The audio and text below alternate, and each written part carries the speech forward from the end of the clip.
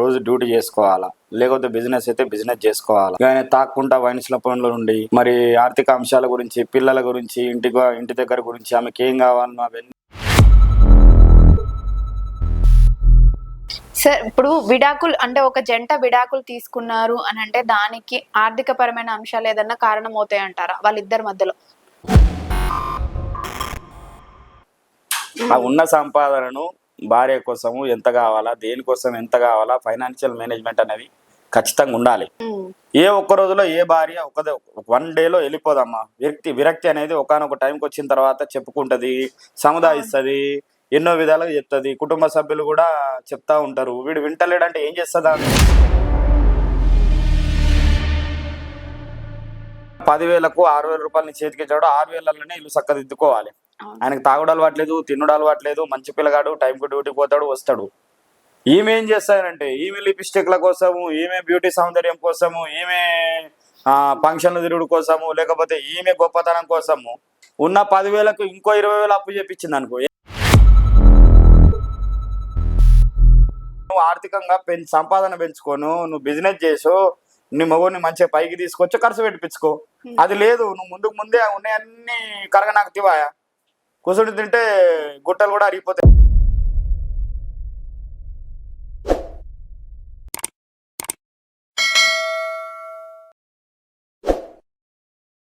Sir ఇప్పుడు విడాకులు అంటే ఒక జంట విడాకులు తీసుకున్నారు అని అంటే దానికి ఆర్థిక పరమైన అంశాలు ఏదన్నా కారణం అవుతాయి అంటారా వాళ్ళిద్దరి మధ్యలో?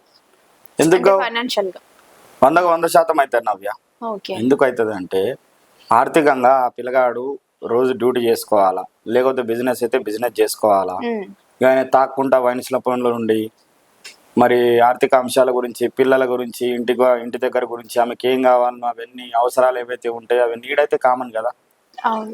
ఏ భార్యకైనా అంటే మనిషే కదా, ఆమె కూడా అవసరమే కదా ఆమెకు. అవన్నీ నువ్వు వదిలేసి గాలికి తిరుక్కుంటా ఉంటే నీకు సంపాదన ఆడికెళ్ళి ఉంటుంది.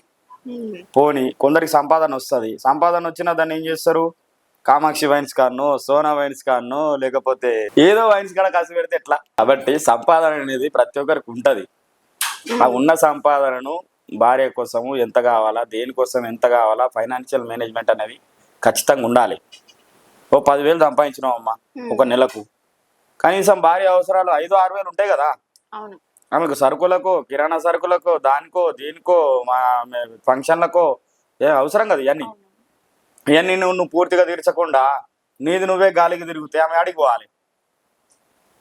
పోని సరే భరిస్తుంది భార్య, పిల్లలు పుడతారు, పిల్లల స్కూల్ ఫీజులు ఉంటాయి, పిల్లలకు సంబంధించిన ఇవన్నీ ఉంటాయి.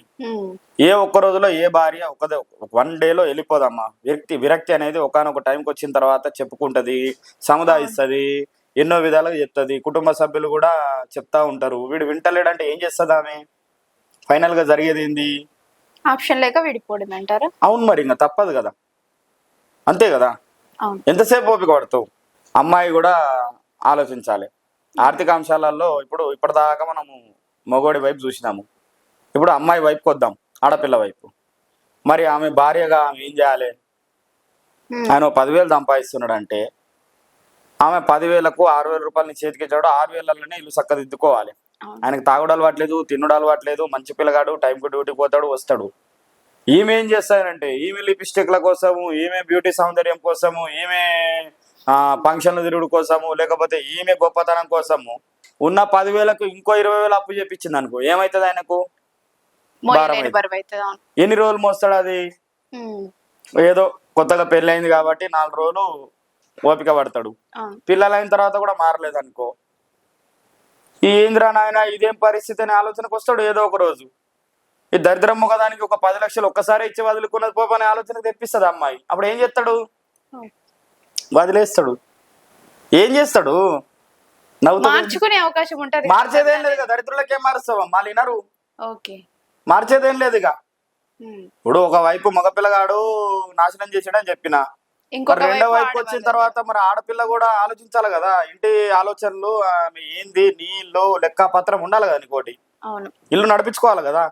6,000 రూపాయల నీకు చేతికిస్తే నువ్వున్న 4,000 రూపాయలు తినేస్తేవి, ఉల్టా మీదికెళ్ళి 20,000 రూపాయలు అప్పు చేస్తేవి. 30,000 రూపాయలు అంటే ఆయన ఏం బతుకుతాడు చెప్పు? అనేది ఎంత ఉందో గంతే చేయగలుగుతాడు. నీకు సోకులు ఉంటే నువ్వు ఆర్థికంగా సంపాదన పెంచుకోను, నువ్వు బిజినెస్ చేసో, నీ మగని మంచిగా పైకి తీసుకొచ్చి ఖర్చు పెట్టించుకో. అది లేదు, నువ్వు ముందుకు ముందే ఉన్నాయన్నీ కరగ నాకు తివాయా, కూర్చుని తింటే గుట్టలు కూడా అరిగిపోతాయట. అవును. మరి భార్య అనే ఆమె ఎట్లుండాలా చెప్పు నవ్య, ఎట్లుండాలి? సో తను 6,000 తీస్తే 3,000 ఖర్చు పెట్టి 3,000 సేవింగ్ చేసే వాళ్ళు ఉంటే తనకు కూడా బెనిఫిట్ అవుతుంది. అవసరం లేదు, నువ్వు 6,000 తెస్తే 6,000 తిని కాముకుంటే చాలు. నువ్వు 4,000 వాడు ఎట్లన్నా సేవింగ్ చేసుకుంటాడా, ఇంకేదన్నా వాడు సంపాదన పెంచుకోవడానికి ఆలోచిస్తాడా, ఏదైనా చేస్తాడు. నువ్వు వాడికి ఆలోచన ఇస్తలేవు.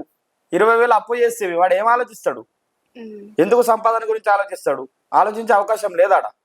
మెంటల్గా స్ట్రెస్ కాదమ్మా. అవును. కాబట్టి ఏమన్నా మీ సోకులు ఉంటే అవి కూడా మానుకోవాలి. ఆడపిల్లలు కూడా మారాలి.